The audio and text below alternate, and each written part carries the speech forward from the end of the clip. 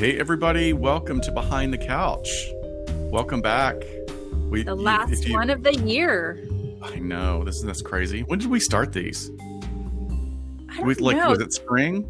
This is our 11th one, I want to say. And we do them every other week, so you do the math. Okay. Okay, moving on from math. No math. No math. No math. No, this is a great way to end the year. We also had our Patreon holiday party this week, which actually put me in a very festive mood. I thought it was very festive. I gotta say, I needed it. It was a great group. It was, we had about 12, 15 people. Yeah. Coming and going. It was really fun. Played a couple of games and really got to just talk with people, which was, it was great. And we're always happy for you guys to jump on here. Yeah, for sure. No, it was nice, not doing, it made me think about complaining that I have to do my husband's Christmas party every year. And then I was like, oh, I kind of miss it. And I texted Scott before we went on our Zoom. I was like, fuck it. I'm wearing sequins to our holiday Zoom party. I know, we both had really cool backgrounds too, because it was Zoom. I wish we had that option with Get Vocal. Yeah. They don't let us do that. Actually, they just sent me a survey. I should have put that on there, that we could change our backgrounds. I'm sure it'll happen eventually. I'm sure it will. Should we do a shout out to our new patrons? Yes. We have new Patreons. 4 that joined in the last couple of weeks. So we have, drum roll, 4 new: Lauren B, Anne H, not Anne Hathaway, my fave, Rebecca P, and Heather H. Thank you to everyone who became a patron in 2020 in our new adventure there. I know Shannon was just saying Shiloh looked beautiful. I have to say, like, you're an attractive woman no matter what, even when you do your all natural look. But when you do the smoky eye, you really rock a smoky eye. Smoky eye with some sequins and a bottle of wine. The love Esther. I'd love Shannon to procreate named Shilonon. And then have Stevie Nicks write it, and then have Stevie Nicks sing a song about it. Shilonon sounds like a cult. Not a bad name for a cult. Oh, not a bad name. Not a bad idea. That might be some Shannon, financial let's talk security. offline about our cult that we're going to start. Rebecca can be our marketing person and our advisor, the Femme QAnon. Yes, that's why it sounds like a cult. The great thing about what you were wearing yesterday is it was like it. You said it was a T-shirt with sequins. It did not look like a T-shirt. It actually looked like a cocktail outfit. It was very, very comfy. So end of. And of course, I'm a complete disappointment to all the gays. Like, they threatened to take away my card because I have no fashion sense. Not a nice little V-neck. There was a time like 30 years ago, I had a couple of nice velvet blazers that I could wear. I don't Do you have an anything ascot like that anymore? I've got enough fabric here to make one. I could do that. I need to make a festive ascot. That would be amazing. You didn't even wear your fedora. I should get something from. I didn't. I should get a Tipsy Elves outfit though. Tipsy Elves is the one that made that werewolf onesie that I have. Ugh. That's like lava. Yeah. It doesn't breathe at all. But the Christmas suits are kind of funny. Yeah, I might have one for there's next some good year. stuff out there you can get cheap just to throw on for something like that. So it's the end of 2020. We do have actually kind of a depressing topic to talk about today. But I wanted to ask folks what their favorite episodes were of the year. I feel like we have done some really, some that you and I didn't know much about but that we just sort of dove into research. You know what I mean? That like came up for whatever reasons, suggestions, in the news, and had us really diving into things we probably wouldn't have otherwise. But I know QAnon was kind of a big thread for us. I don't know. But that was over a year ago. I don't know why you keep saying that. Wasn't it? No, QAnon was... Hang on. QAnon? No, I mean, it was... Sorry. It was in May, number 45, which is funny because, yeah. We were on something, and you were like 3 years ago when we did QAnon. I'm like, oh, he means 3 months. I know he doesn't mean 3 years. God, I have no sense of time. No sense of time anymore. Yeah, Thank you, I know, COVID. right? I think, gosh, it's sort of crazy. Like all the topics that we've covered. Let me see here. So we started off strong in January with Capgras syndrome, which was fun. That was a listener suggestion, I think. Cannibalism, we did Cannibal Cop. Familicide, we talked to the wonderful Robert Kolker about Long Island serial killer, which I just saw that his new book, Hidden Valley Road, made President Obama's top book list of 2020, which I'm so happy for him. Killer athletes. Yeah, it's affluenza. We got a lot of feedback from killer athletes. Yeah, didn't I think we? that was. Yeah, and violence in we sports. did. That Yeah, was a big fan one. violence in sports. We did con men. We did our serial and mystery poopers episode. Probably one of my favorite. Yeah, mystery poopers. I could just watch that video of that crazy jogger, the security cam footage of her running behind that house, yanking down her shorts and dropping a deuce and then running away. Oh, I don't know because why. she kind of like looks over her shoulder. I think it's There's so like funny. a weird still shot of her looking over her shoulder, her hair up in a bun like mine. Oh my God. And it's also like there's something about her body language that you look at her, you're just like, you have so many mental health Stop problems. it. That's not how we Like, diagnose people. I know, but like I it just know. felt like it. Mystery poopers. We'll have to do probably, I think every year we should do at least one. We should do an update on mystery poopers. It should be its own. I mean, it whole started in thing. 2020. We called it Shitstorm 2020, and how appropriate was that? But That's right. That's right. But gosh, like crisis and hostage negotiations, when we talked with our friend Harry, that was fun because we got to talk about a lot of movies, like fun stuff. So Yeah. of course, we touched on law enforcement wellness with the End of Watch guys, QAnon, and then we did our big series on internet facilitated sex offenses, which was the opposite of serial poopers because it was very heavy and it was 3 episodes worth. You know, what's interesting now that you're saying, like, that you're pointing out that the QAnon episode was actually way more recent than I had any idea of, is how all of that has shifted radically in the discussion, because the boards were, up until the point of the election, they were like, Trump is going to win the election, and as soon as he wins, there's going to be mass arrests of all these evil, you know, terrible politicians and child molesters and all these things. They just worked themselves into a fury, and then nothing. Silence. And it went really quiet, just silence, because it was like a you know, a doomsday preacher who keeps saying the world's going to end next month, the world's going to end next month, and it doesn't happen, and they have to keep. But this is one time that the goalposts were not visibly moved in the way that usually happens. I find that fascinating. Yeah, that's a hard one to sort of re-explain and move the goalpost.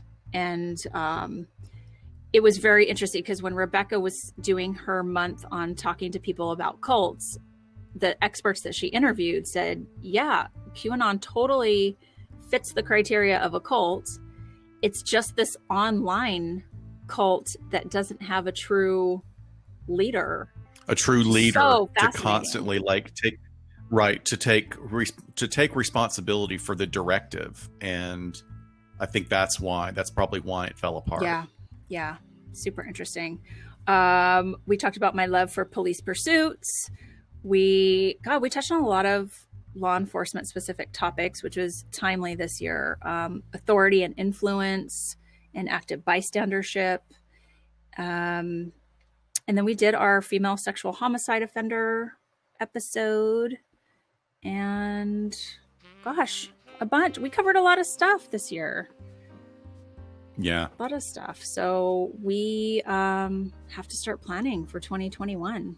We think we know what our first episode is going to be, but but I think I was just looking at Esther in the feed. Esther was making a joke about MK Ultra, which, that's not a bad thing to follow up on, is the conspiracy theories that ended up not being I mean, they were actually real things. Like MK Ultra was an actual mind control.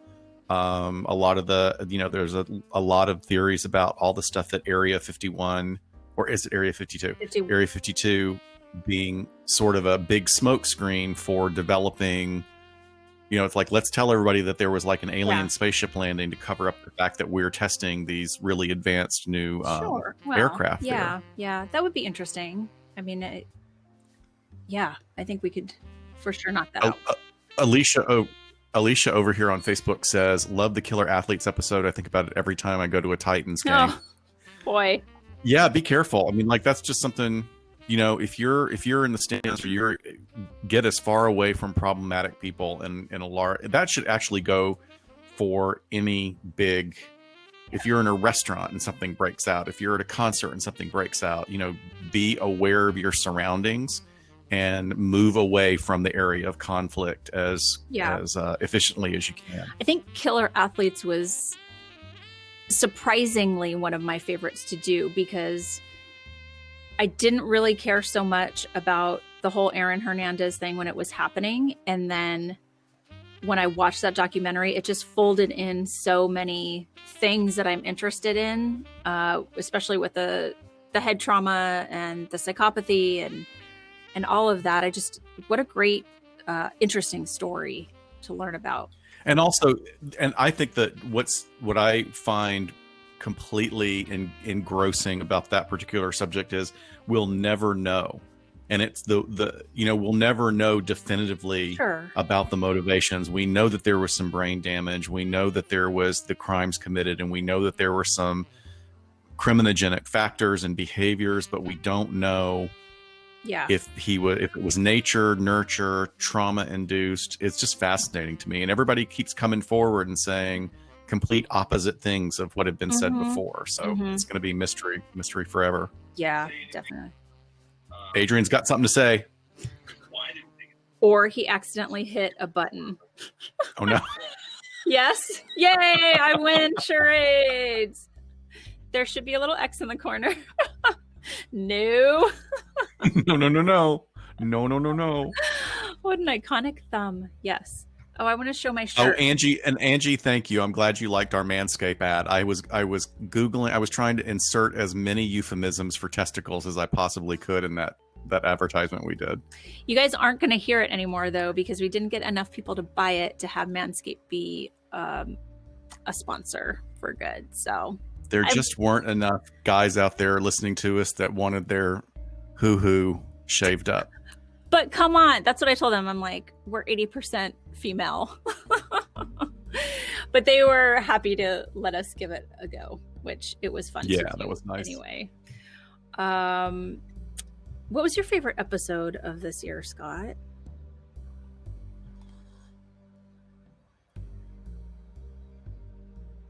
God, that's really hard for me to say, and I'm gonna look and see. Look, let me open up my episode list. Esther just did testicles with sparkles all around them with emojis. Very nice.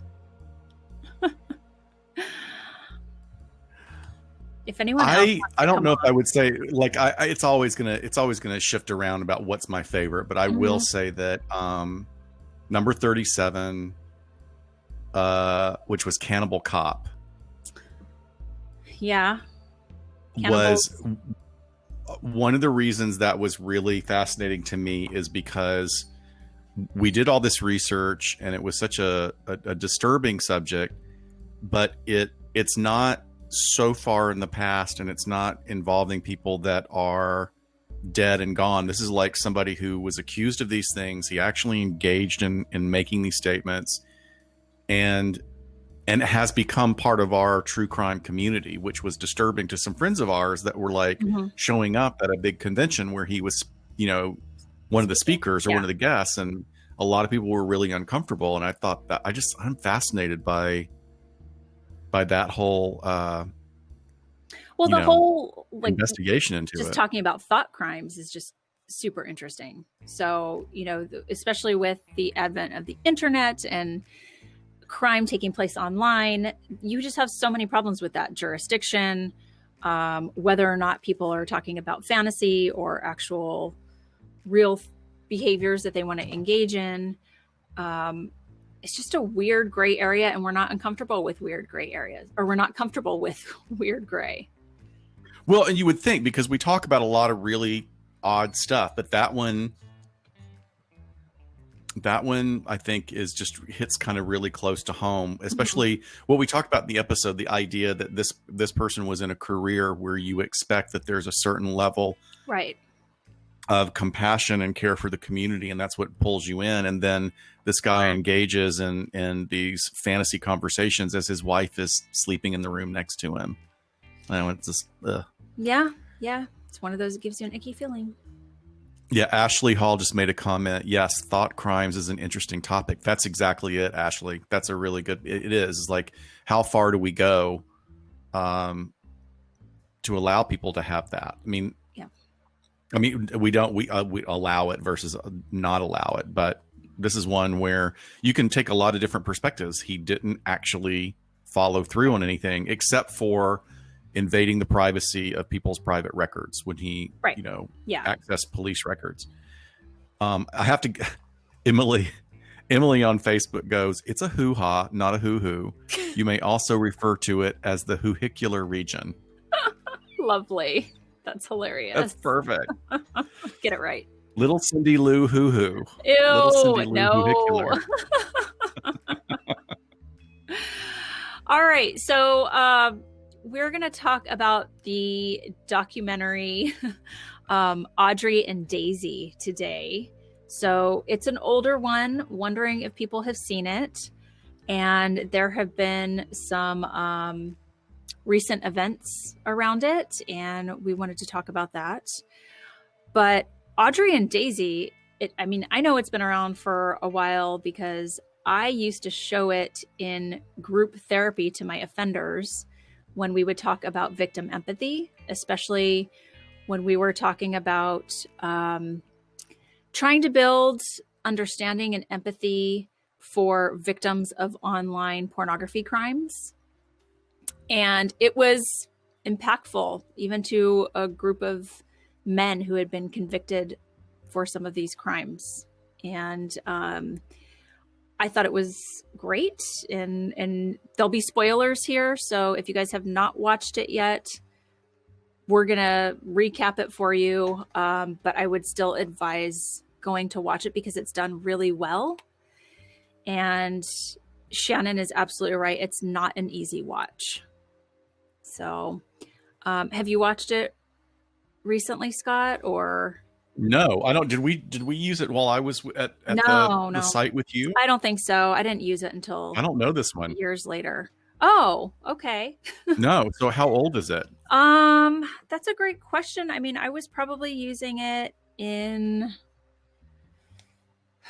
I have it right here on my, hang on, iPad, opening up all of my devices. So is it like more than a decade? Probably not. 2016. Okay, so it's not that old. Gosh, maybe I was using it right before I left. It's on Netflix. It's been on Netflix a long time. So basically it covers the story of these two teenage girls. Audrie, they talk about Audrie's story first. So Audrie Pott was a teenage girl who, had some friends over, went to a party, and was passed out. And a bunch of boys decided to, take markers and cover half of her face in black marker. And then they started drawing on her body, writing really terrible things on her. and then eventually sexually assaulting her. And the way that the documentary is done is it actually talks to two boys that were involved in her assault, but it's done with like a cartoon, and they don't reveal their names. So they kind of have like this cartoon overlay. So it's not revealing their identity, but as part of a wrongful death lawsuit, they agreed to participate in this interview for this documentary. So she was so traumatized by this, and that pictures had been taken, that within a week she died by suicide. Because, and I think her mom explains it so well, that, you know, her entire world was high school. That's it. Like when you're a teenager, not being able to look beyond that or think that you'll ever be out of this awful situation where your reputation, you know, what she thought of as her reputation was just soiled forever. There was just no hope of that ever turning around for her. So it's very sad, obviously starting out with her story. And then they go into the story of this girl named Daisy, who had a very similar experience. Actually, she had another friend there with her who was also sexually assaulted. But she was drunk and was sexually assaulted by actually some older boys who were her brother's friends. Daisy is interviewed for the documentary. Her parents are interviewed for it. Her brother is interviewed. It's really interesting to kind of see from his perspective about how this shaped him, because he went on to coach baseball for young boys, and how he really tried to build into them about how to treat women right because of his sister being sexually assaulted, and him having to deal with these boys that were essentially friends of his doing this to his little peers. Yeah. And how it impacted the mom and how it impacted the dad, of course. But then it goes into the investigators. And this all happened in Missouri. It was Maryville, Missouri, where Daisy's assault took place.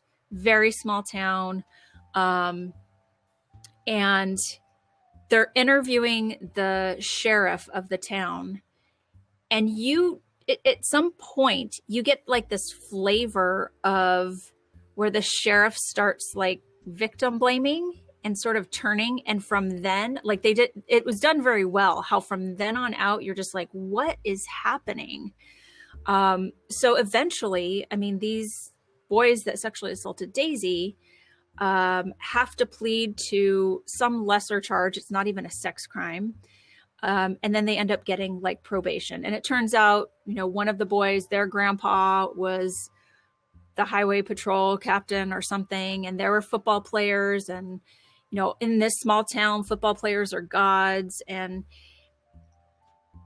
was this the window where she was halfway out the window? She had snuck into the basement where these boys lived. And then they tried to get her home and basically dumped her in her front yard. And it was so cold, like her hair was frozen to the ground when her mom found her. She was wearing a t-shirt and underwear, and they just dumped her body in the front yard. Right. So in her assault, there also were videos and or pictures taken.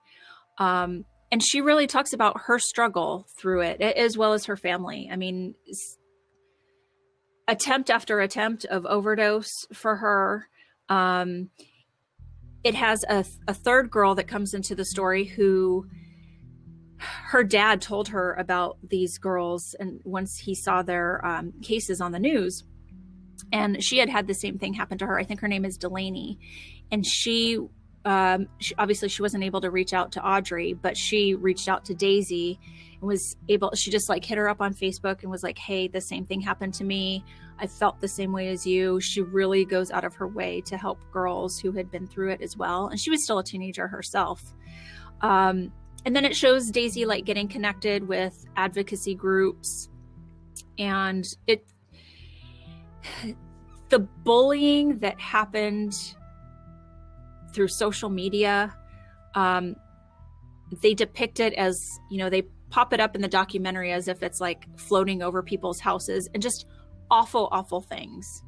And once the boys went free, people were like just super happy and cheering them and telling Daisy she was a liar. And it just really does a really good job of building what a nightmare this had to have been for Daisy. So eventually, Daisy actually goes on to become a tattoo artist. She kind of got in on, remember how the semicolon is kind of symbolic for suicide awareness and for people who have contemplated suicide to go on, like a sentence goes on after a semicolon. And it shows her, tattooing that on some other people. But she actually became a tattoo artist. She started her own foundation that's called Save byeee, so SAVEBAE. And it's basically education and awareness and advocacy for teenage victims of sexual assault and then the resulting bullying that happens afterwards. A really fantastic organization. By the way, just someone that we'll be seeing their ass at the door very shortly is Betsy DeVos, who was pushing for changes in laws about threats, like assaults that happened on school grounds or between students. And so was unfortunately our new Supreme Court justice. Were both female and on the side of perpetrators. Yeah, that's insane to me. Just sort of taking this defense that innocent boys get charged, get allegations against them all the time, which is just not statistically supported at all. Exactly. Very, very weird. Yeah, Shannon. Goodbye, Betsy. Well, and that's the flavor that you get can't see from the end of her. This sheriff in the documentary, where he's like, people lie and people try to ruin other people's lives by making things up just to get their point across. And it's like, the point is that they were sexually assaulted. And the interviewer does a good job in challenging him a little bit, but also trying to stay neutral. But so I put in the chat the donate button for Daisy's organization. If you guys can, please donate. We're going to donate to their. So the very, very unfortunate piece to this is that Daisy did take her own life just in August. She was a huge pillar in the advocacy community. I know I actually first heard about it from social media in Dave Navarro's circle. We covered his mother's story on this podcast last year. But he worked so much in mental illness and mental health awareness and suicide awareness and prevention that he and Daisy Coleman were friends. But this organization lives on. And then on top of that, so Daisy, the documentary, when it starts with Daisy's story, they talk about their father's death when they were kids. So they were driving down the road and hit some black ice and their car flipped and their father died. And I think Daisy was probably, I don't know, maybe 8, and her brothers are a little older. But he was a doctor and her mom was a veterinarian. But just a couple of weeks ago, actually early December, Daisy's mom took her own life as well. So this has just been a family struck with tragedy. And it really highlights how they had moved on after their father's death and healed from that. And then Daisy's sexual assault happened, which obviously has sent all of them into a spiral.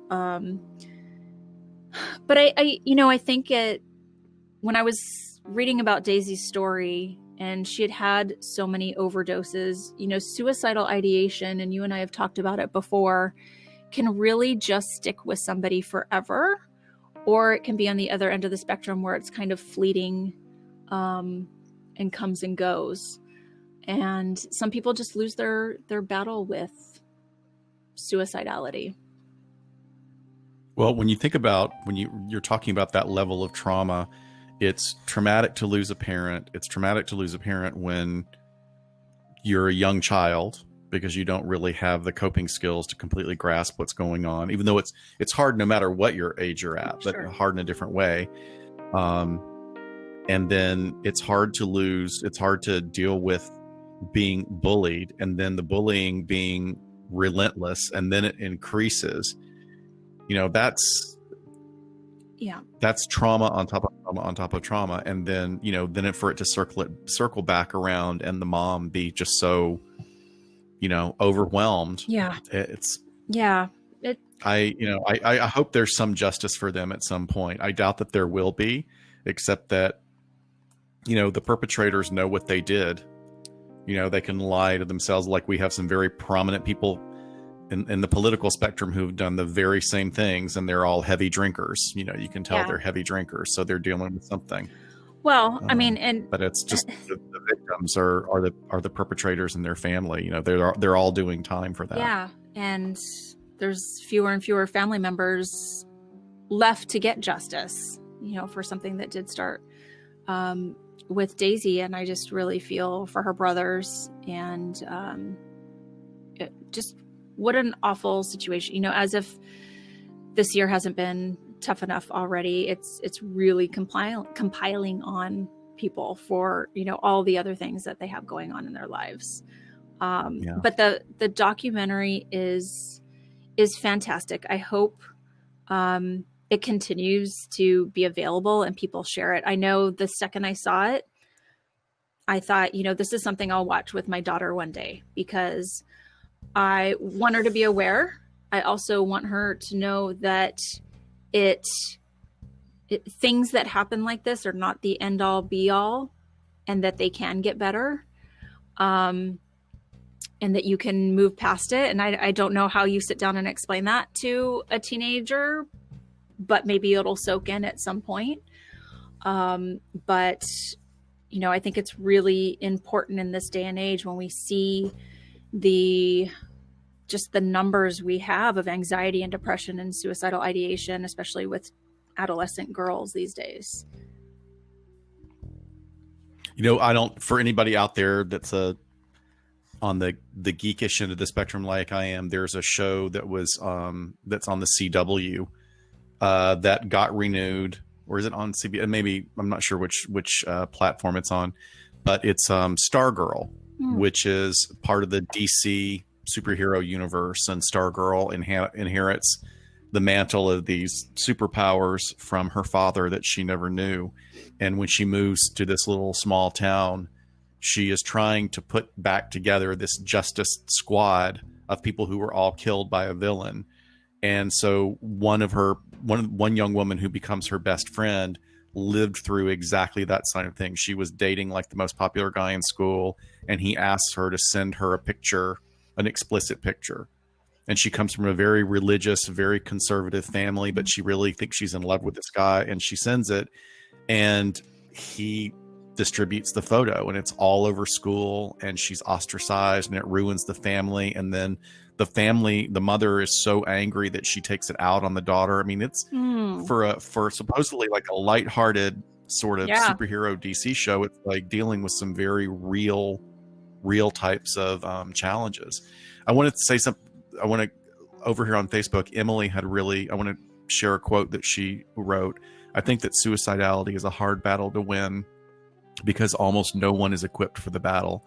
We don't have the coping skills. We don't really know what depression looks like. And when we tend to think that extreme depression is the only thing that causes people to take their lives. That's a really good point. You don't have to be extremely depressed. Right. Sometimes suicide can be just an overwhelming urge as a result of an extraordinary circumstance. Mm-hmm. Mm-hmm. In my private practice, I work with people who deal with chronic suicidality, and some of them have a relationship with their suicidality as they're working through their trauma. And their relationship is that, like, I get overwhelmed by life sometimes, and what I tell myself is that this is my out card. I have this out card in my back pocket. I don't plan to use it, but knowing that it's there, that I have some control over that aspect of my life, gives me some relief. So we talk about that, about how to manage those kind of things, because that's a difficult thing to manage, right? Yeah. But that's an ongoing conversation with somebody who is dealing with this kind of trauma. But like Emily was saying, there are some people that just get completely overwhelmed with it and are not equipped, Right. because we all need to have a toolbox for dealing with stress. It's why here we are, almost a year into the pandemic, and we're seeing a lot of mental health issues emerge in people that have never had mental health issues before. Sure. Because we're in such an extraordinary situation. We're having to parent children at home while they're in school, and these kids aren't getting their socialization, and they're upset, and the parents are upset, and people are losing jobs and losing money. It's a lot right now. Yeah. Yeah. It can be something that comes up after chronic depression or throughout chronic depression, but there are situations where it is more spontaneous. I mean, that's less common, but certain things can happen in people's lives to where they feel like they can't live with what's happened or anything like that. There's sort of those two different pathways. But yeah, I've heard the same thing, Scott, that it's kind of like one of the doors that's an option for dealing with problems, but they also have like these other doors available, right, where you and I wouldn't even consider that door perhaps. But for them, it's just sort of there, like in the peripheral. If you guys can find it, I think I've recommended this before, but a documentary called The S Word is fantastic. I think it came out last year or 2018. But it talks to survivors of suicide attempts about what that was like and what their relationship is, and sort of the woman that's the thread throughout is a photographer, and she photographs survivors of suicide attempts. That's her art form. And she talks about it, what her ongoing relationship with it is. Well, I like also that normalizes it, as opposed to, we're working towards destigmatization of mental health issues. People are faced with trauma all the time. Not everybody all the time, but we can be surprised by what life throws at us. And it's not about stronger and skill set you have available to you at that time. I wanted to go back to one of the things that was said in the chat. Yeah, Shannon, the show is called Stargirl. And I will tell you that it seems like it's a very CW light. And within the first couple of episodes, sort of bystanders, sweet, sort of nice characters that you're immediately invested in, don't last to the end of the episode, which is surprising because the tone of the show is like, whoa, I wasn't expecting that. But I think it's really well done. And Angie then, said that the S Shannon, Word is available on Prime Video. Oh, great. S Word. And then Shannon gives a great example of, Robin Williams is a particular example of someone that of having a condition that, Lewy dementia is not a good way to go.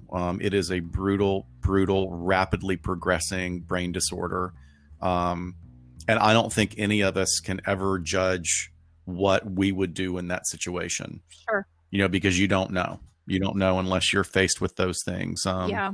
Terminal illness. It's got to be brutal. Something that's like that is also its own sort of category of risk factors to someone being suicidal. This just feels so heavy. It's this time of year too. I would encourage people to, especially with grief, it's easy to remember. There's a great website, grief.com, that is done by David Kessler, who is fantastic. Sometimes when people come in to do some grief work, they're actually not quite ready. And to just say, hey, go check out this website when you're ready. Watch a couple videos when you're ready, like at your own leisure, in your home, when it feels the safest. I know he actually put out a video recently. It's probably like 20 minutes long, and it talks about journaling through grief and having sort of a holiday writing prompts because of the holidays being so triggering for individuals. But grief.com, David Kessler, any of his books are fantastic. You might have heard him on the Confronting OJ podcast with Ron Goldman's sister. She interviewed him in an episode, and she was great with him. He also, you gave me your copy of his book, which I completely gave to somebody else and then forgot who I gave it to. So I owe you a copy. But what was the name of it? It's a fantastic book for anybody who's losing someone you love. It's like something about a waiting room, waiting rooms, other rooms, traveling, going places, something like that. You talk about what it's about. So it's this really fantastic book. And I think David does a really great job about talking. Basically, it's just in a very open way without sort of saying why it happens. He just says that this is the phenomenon that happens around the world when people are close to the end, and how we as people who love people who are about to leave us can be ready to deal with this type of stuff. And I had just read the book, and or no, you had given it to me after my mother passed, and 3 of the things that he talked about happened in my mother's, like, and I had no idea. Like, I was lucky to see my mom 3 months before, and then a month before she passed. And, you know, my mother had increasing dementia over the years. There's was Alzheimer's in her family. And because of her lifestyle, she lasted longer than her mom did. And hopefully we as her kids will last longer than she did, knowing what we know. But mom was in assisted living, and she was having, you know, she did really well in assisted living for a while with all the stimulation and care she got there. But there was a point where I was visiting her, and she kept looking across the room to where her little suite was, where she had her little bathroom and sitting room and bed. And she said, my daddy's there. My daddy's here to come pick me up. Oh, God, I get so emotional thinking about it. But David talks about that as like when people are close to the end of life, they start, who knows? I don't know if it's a spiritual thing or if it's just the cascade of neurochemicals preparing someone for death. Maybe that's a biological, that someone at the end that we love is coming to take us away. Or if it's real. I don't know. But it's kind of beautiful. Or if it's real. Right. I'm happy with either one of those. Yeah. So the book is called Visions, Trips, and Crowded Rooms. Who and what you see before you die. And so David Kessler worked very closely with Dr. Kubler-Ross, who people probably know is about, you know, the stages of grief and the stages of death. Yeah, great stuff. Great resources. Yeah. Wow. All right. Happy end of the year, guys. Sorry. Got heavy there. Someone's checking in. Oh, look. Hey, Al. Hi. Al. Right on time. Welcome. Right on cue. Wait, I think I have a couple different windows open. Can you hear me? Yeah. Okay, yeah. cool. Yeah. Ooh. I just want to know, like, look at that maquette of Superman behind you. You got Superman and then Captain America below him. Who's over to the side? Oh, it is. Oh my gosh. And R2D2. R2D2. That's the R2D2 popcorn container that I made my mother take me to the movie theater to get the popcorn container without the popcorn. But it's really good. And you were 40 at the time? That? You were 40 at the time? I was probably 50, 52. Works for me. It totally works for me. Yeah. So this is where we transition into just talking about the Mandalorian finale, everyone. I know that fits really well with grief and dying and suicide. Oh, okay. Has everybody watched it? Because we watched it last night, and I was like, okay, I got to be prepared because everybody says it's a tearjerker, and I was not expecting all of the feels. Right? All of the my feels. God. And, you know, there's an interesting combination of sort of like the fan feedback. And you remember there was like a couple weeks ago when everyone was saying like, oh, we want Sebastian Stan to come back and be Luke Skywalker. And everybody was kind of like, right? Yeah. And then I was just like, who is my money on? Which Jedi are we gonna see? And since we already saw Ahsoka, I was like, it's gonna be Ezra or it's gonna be Luke, because there's not many to pick from. That's true. But I'm very happy. There's not many left at this point, you know. Yes. But I swear to God, when that X-Wing, like, you know, so there's the one character who is kind of like the one note sort of like Rambo, you know, the woman with the dark hair. Yes. And she's like the shoot 'em up cowboy. The wrestler. The trooper. Yeah, and, yes. And so like the X-Wing comes up and she's like, oh, great. That'll help, or whatever she says. But then I was like, it will. It was all like on the first few shots were like all that black and white monitors. Yep. And then like there's the first shot when you see the green saber in the hallway. I was like, oh! I swear to God, I thought like my neighbors were going to call the cops because it was all. You know what? I'm glad you're bringing it up, because I got to say, you know, kind of looping it back to what we were talking about at the beginning of the show about like this year being so tough on all of us and the amount of loss and the stress, is like good entertainment is a wonderful outlet for all of this angst and fear and depression we have. Like, you know, just like, you know, even if it's like, what was I watching? We were watching Singing in the Rain again the other night, and I like was almost hysterically laughing again. How many times have I seen that movie? And I'll like every time Lena Lamont opens her mouth, I'm laughing. But this episode of The Mandalorian, it's like that the cuteness of Grogu, it like is like almost hurts. Like it's like I can't stand how cute this is. It's killing me. And oh yeah, I just thought it was really wonderful. I didn't even really care about the bad CGI. They could have done like facial mapping like they did with Sean Young when she came back in the sequel to Blade Runner.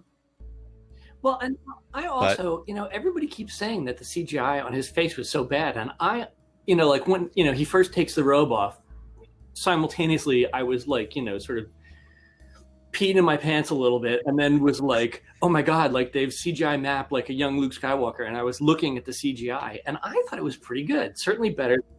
I thought it was good, but I don't think it was on anybody. I think it was a purely CGI person. No, it was like there was an actor.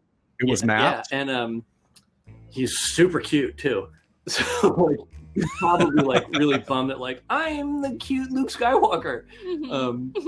But I think you're absolutely right, Scott, that like there's just a moment of kind of exuberant release that has nothing to do with anything that is the reality that people are living with right now. Yeah.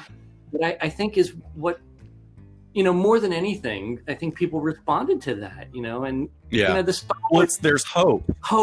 It's there's hope. And we've been not having a lot of that lately. Yeah. So, you know, like it's interesting. I work, you know, all these cops I work with that are so into sports, and it's like, I mean, I quite envy the fact that they have this very sophisticated relationship with each other through sports.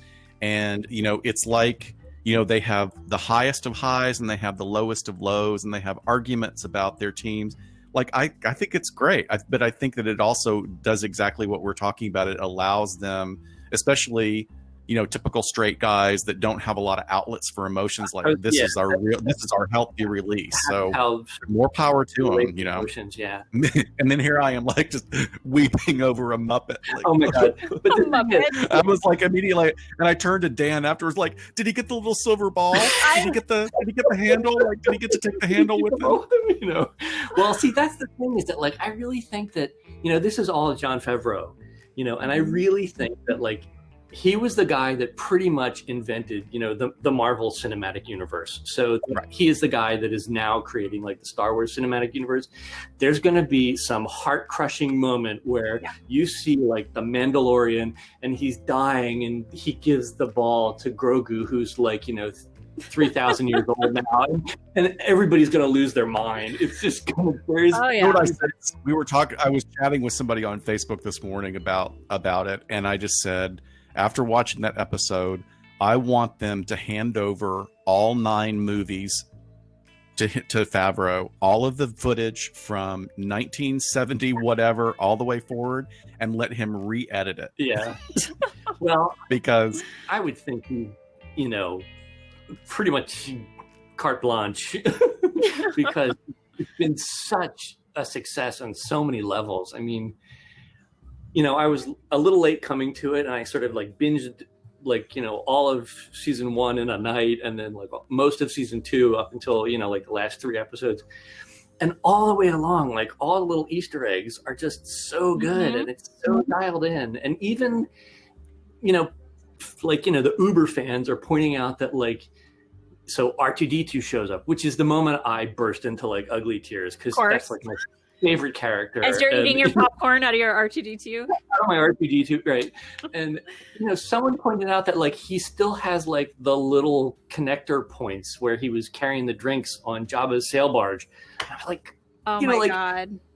tiny, weird, obtuse things that only a Star Wars fan would dial into and appreciate. And right. But and that's also, that goes back to what I was talking about, like making that parallel between sports and our own mental health, is like knowing that somebody gets our passion and understands it and respects it. I mean, that's that's incredibly therapeutic, I think. Isn't afraid to share that emotion that, like, yeah, you burst into tears, you know, when you're looking at a Muppet, but it's about the sort of the structure around the whole story. And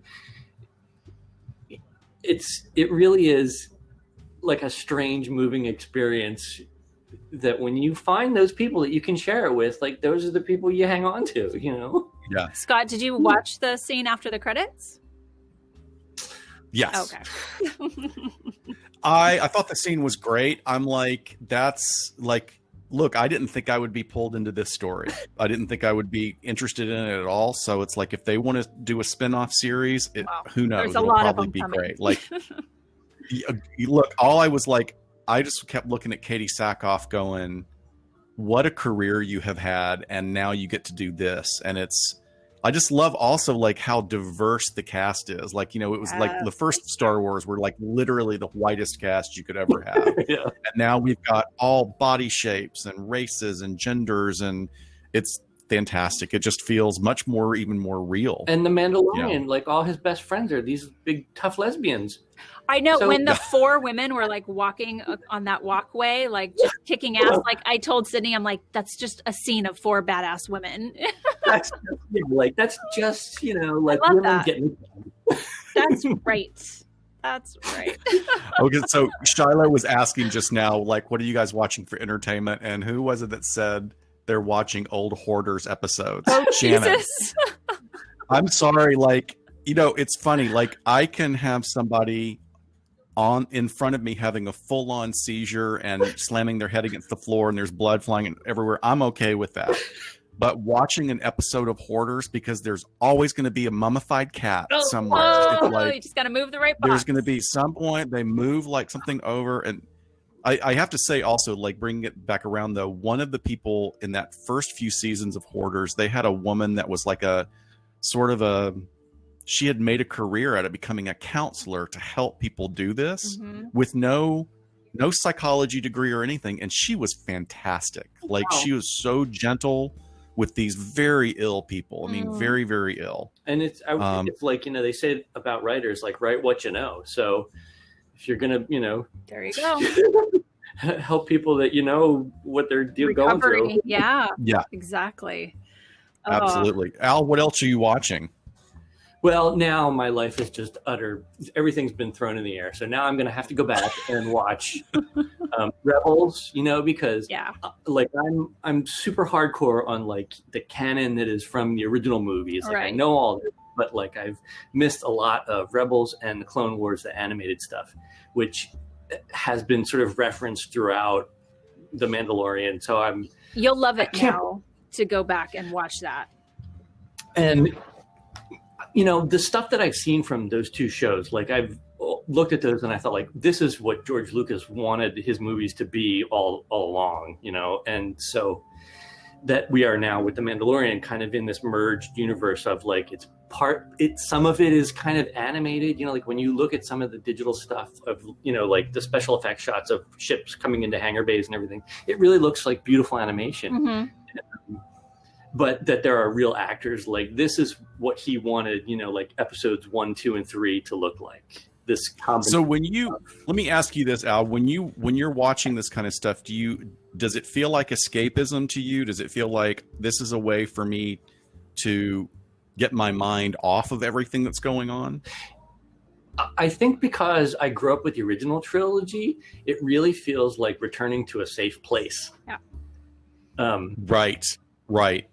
Yeah. That's a really, because I'm rewatching The Good Place, which I didn't discover until 2 seasons in. So I marathoned 2 seasons back to back and was so brought into it because it's all about having hope, doing the right thing, no matter what the outcome is, because you don't know. Yeah. And they find a way to make it lighthearted, but it was really reassuring to me. And then Ashley Holliver on Facebook is talking about The Boys was such a fantastic suggestion. I'm completely addicted. Yeah, Ashley, like for those of you that are watching The Boys, it's like, it's not particularly feel good, but I will say, and I don't want to give any spoilers, but at the end of the second, did you watch it, Al? No. Did you watch The Boys? Something that I have to like, yeah. Oh, you got to watch this because there is a hateful character in season 2 that is so awful, and that character gets it. Like I was cheering for justice. Like I mean, there was a little bit of bloodlust. I was feeling like a little bit of bloodlust. We all need that every once in a while. But once again, letting out that emotion through entertainment. That's what art is. Art is anything that instigates, like, that is generated to generate in us an emotional reaction. Yeah, give us somewhere to channel all the stuff we're feeling right now, whether it's somebody we don't like getting killed off or a cute Muppet. Yeah. I do wish that the whole Moff Gideon, I wish he was more threatening. I don't feel threatened by him. Like, I don't really get a overwhelming sense of, evil or menace or anything. I didn't used to, because I've seen Giancarlo Esposito do so many characters where he's the nice guy and he's the nebbish, or he's the guy that gets taken advantage of. And he played in this awful series several years ago called Revolution, where there's this event where no technology works anymore, so we're all kind of thrown back to the Middle Ages, and it's 10 years in the future, and he plays a guy that has to become just hard as flint and bad because of what his family went through at the beginning of the apocalypse. And then he was also the Magic Mirror on oh my god, right, BBC series. He was the Magic Mirror for Regina. But I thought there's something like creepy about him in this show that's great.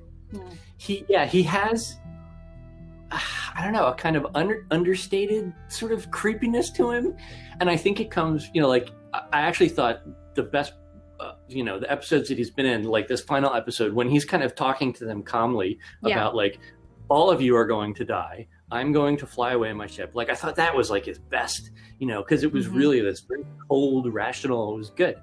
But this is maybe we got to get Mary Vogt to jump in on one of these and talk about costumes, because I really do think part of the physical menace that he's missing is his neck is so thin. I think he needs like a Darth Vader collar, something, and maybe higher shoulders. Yeah, it feels so vulnerable, and you want him to be like impenetrable.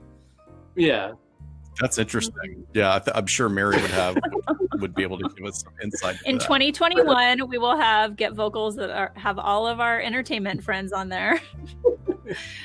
Oh my God, Emily said something really funny. Like, this is very healthy hate, Emily.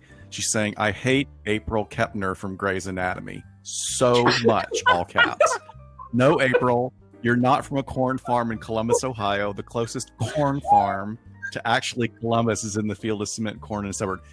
So funny. I think Emily is hitting on something very important, that we get a lot of emotional release out of hating characters. Really?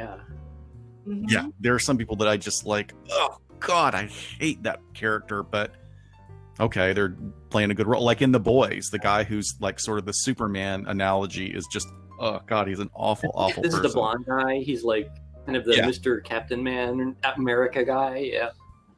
Yeah, and it's like apparently he's like the sweetest, most laid back geek, and he plays an absolute psychopath in this show. He's really, really good. Wow, nice. The moment that killed me, like, I again tuned into sort of like the Mandalorian a little late, and it was sort of only after I kept hearing about Baby Yoda, and I was like so sick of hearing about Baby Yoda. I was like, ugh. So the moment that killed me, one of the moments in this last episode was when they cut back to the Mandalorian, and he's like full on like tears and everything. I was just like, oh my God, like, Yeah. And then like The- kind of turns and they walk away. I was just like, oh Jesus. The best, like, and I think that especially the level of humor that is used is just so tightly and succinctly done. At the beginning of second season, where Baby Yoda still has his like little floating baby carriage, Yeah.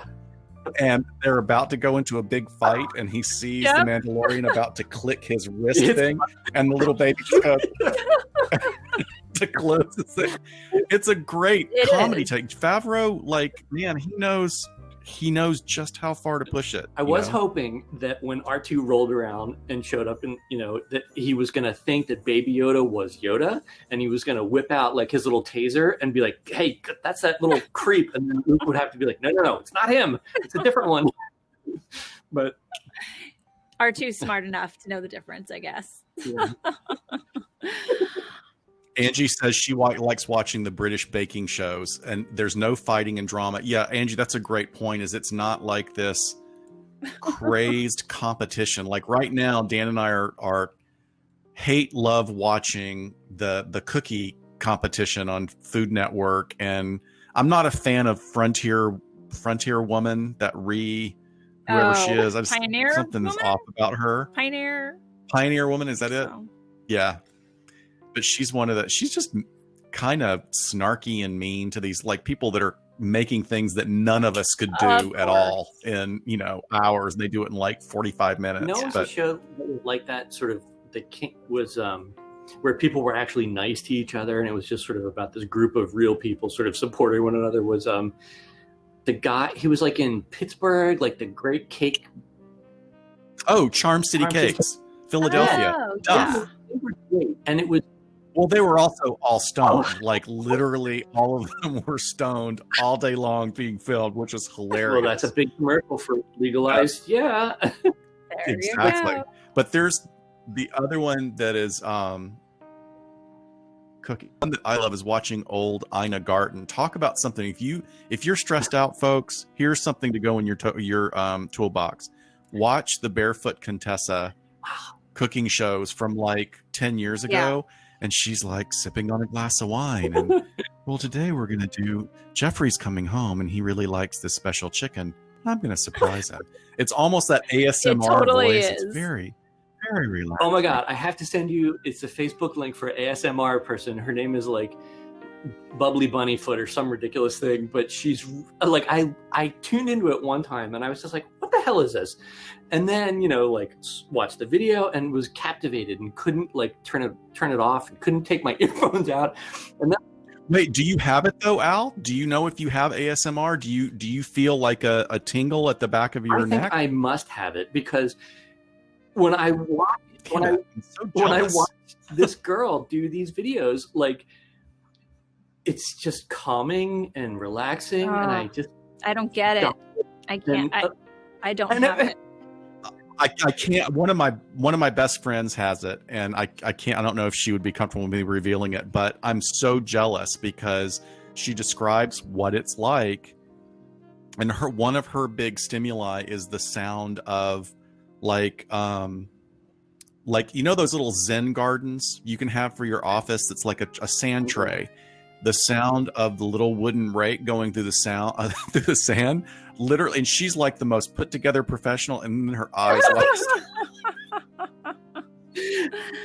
I'm so jealous. I guess I must, because I didn't know what it was until I saw this video, and being a cynical jerk, my first reaction was to be like, what the hell is this? So then I Googled like ASMR and I was like, oh, okay. It's about like the crinkly package noise. It's about the sound of her nails. And now I'm kind of addicted to it. Yeah. It's like, do you guys know what mukbang is? Oh yeah. So is that watching people eat? And then it also has this ASMR quality. Like people will tell them what to eat too. Yeah. And into things, or they'll just eat. Why are you timing? That's the opposite of relaxing to me. I just I have a horrible reaction. I learned all of this from the Yeah No Yeah girls. I'm like, when you guys stop your podcast, who's going to teach me about all this fucking millennial bullshit? Because I don't know what it is, but I need to stay in the know. I think part of If for those of you, anybody listening to this, if you don't know Yeah No Yeah, you have to subscribe to their podcast. They are take no prisoners millennials, and they are we love freaking them. Hysterical. We love them so much. part of what this girl is she there's kind of no pretense about it, and she's kind of like this. She almost looks like a parody of one of these characters that like somebody on Saturday Night Live might do, but she gets herself into situations where like she'll have a theme and it'll be all like, okay, today's food theme is shoes, and she'll only eat things that have something to do with shoes. So she got this big, like full size, like, you know, drag queen shoe that was made out of chocolate, and she was trying to eat, and she couldn't. It was so dense. It was all about her, like. Yes. Well, do you remember there was a really famous art exhibit back in the 90s that this woman, like conceptual artist, and it was a huge cube of chocolate, like I'm talking the size of an armchair, in the middle of the gallery, and she would hunch by it and just gnaw on the chocolate all day long. No, I swear to God, it was an art exhibit. That was an art project. Oh my God. And then she didn't do it all day, but she would come in and come out, but you would walk in it and look, and you just day. see like her little. Well, who wants that? You can't take any breaks. Jesus, woman. Shannon, no, I don't think she ever got to the end. I don't think she ever Get finished. to the center of the cube of chocolate. Karen, she shoved the potato up her butt. Was that who that was? So Emily on Facebook makes a point that, I mean, I do like, because we also talked about this in one of our episodes, that there is an actual disorder called misophonia, and misophonia is like we're finding out more and more about it, that it's a neurological condition that can be related to anxiety or depression, or a combination of the two, where people have complete aversions to certain sounds like chewing or really loud sound. It's rough for people. Like, and it's interestingly enough, when I worked at the state prison, there was a guy who had been in for a moderate charge, but then gotten into, basically he had killed his cellmate over the noise he made while eating. He just lost it one day, and but like could not take the sound. Well, I have had that feeling, but I mean, yeah, it's not about the person. But that's about somebody's voice. All right, I think we've gone totally off the rails here. Oh, here comes Adrian joining in right at the Adrian's 11th hour. I have a discrepancy for you guys. So, one of my pet peeves, and talking about all this lip smacking and all these other things, right, is not you guys. You guys actually do very well, and that's why I think I like you guys more, is in other podcasts, I will turn off the podcast if I hear them drinking water by the microphone, or if they're just like swallowing or doing something with their mouth. I will just, shut off, disengage. No, we get emails every once in a while from people that were like, we got accused of it one time, that like, stop eating or stop chewing gum, right? Wasn't that what the lady was saying? She was accusing us of chewing gum while recording a podcast. Come on. Ugh. No, you guys good. Thanks. We had to break ourselves of a habit. The habit we had to break ourselves of is because we'll, Shiloh and I we'll divvy up recently. Okay, what are you going to cover? I'm going to cover this. I'm going to cover this. And then we each go do our research. And so we have, like, each of us has like a NORAD screen in front of us with all of our articles and bullet points and stuff. And we got into a habit of going, putting this sound, and like I had to like edit all those out, and finally we do them a lot less. We've taught ourselves. Thank you. We love all of you guys that bear with us. Ugh. Crazy. Oh, Angie says she listened to another podcast that you can hear one of them vaping throughout. No. Well, we guested on one where our host was vaping the whole time, and we were like, "Oh, this is kind of close quarters. Could you not?" Oh, yeah. Oh, that's hilarious. I forgot about that. Good times. Looking like the caterpillar from Alice in Wonderland. Who are you? Totally. Seriously, it was like that. Rebecca's. Yes, it was Rebecca, Sebastian, Shannon. How'd you guess? I did. All right. I think we're done here. We're going to just start losing people left and right. Oh, but real quick. So I did watch the Leap of Faith, the documentary about The Exorcist. Oh, yeah. How was it? Oh, I haven't seen it yet. It was good. Not a whole lot of new information, but what was interesting is the William Friedkin. It's mostly just an interview with him, and he talks a lot about his connection and inspiration from music and art. And it was a more in-depth look at that and sort of what inspired him while making The Exorcist, and then some of his other films as well. And it's a really good comparative look at, they show sort of like specific pieces that he mentions, and you can see sort of like from page to screen, like there it is. So it was interesting on that account. But I mentioned that. I'll have to. I definitely will watch it. Before we go, I want to welcome all the people in on with Get Vocal with us today. And Chris, I'm so sorry. Like I saw that you logged in. You were late for our Patreon party the other night. We'll get you next time. I'm sure we're going to have another one of those again. Shannon, everybody, Shannon thank is you so much. suggesting that Al have his own podcast because he's her ASMR. She's saying. Oh, the ASMR. That's right.